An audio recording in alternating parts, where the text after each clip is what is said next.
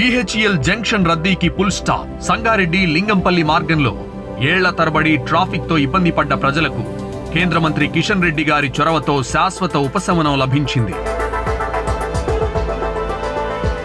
136 కోట్ల రూపాయల కేంద్ర నిధులతో నిర్మించిన 1.65 కిలోమీటర్ల లింగంపల్లి BHEL ఫ్లైఓవర్ పూర్తి కావడంతో NH65 పై ప్రయాణం ఇప్పుడు మరింత వేగంగా, మరింత సురక్షితంగా, మరింత సౌకర్యవంతంగా మారింది.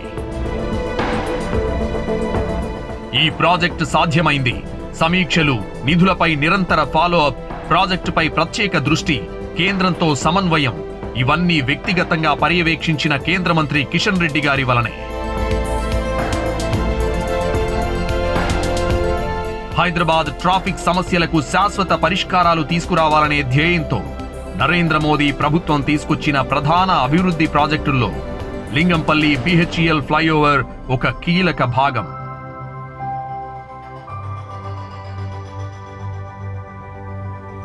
ప్రజల కోసం పనిచేసే ప్రభుత్వం అంటే మోదీ ప్రభుత్వమే. పని మాట్లాడాలి అంటే ఇలానే ఉంటుంది.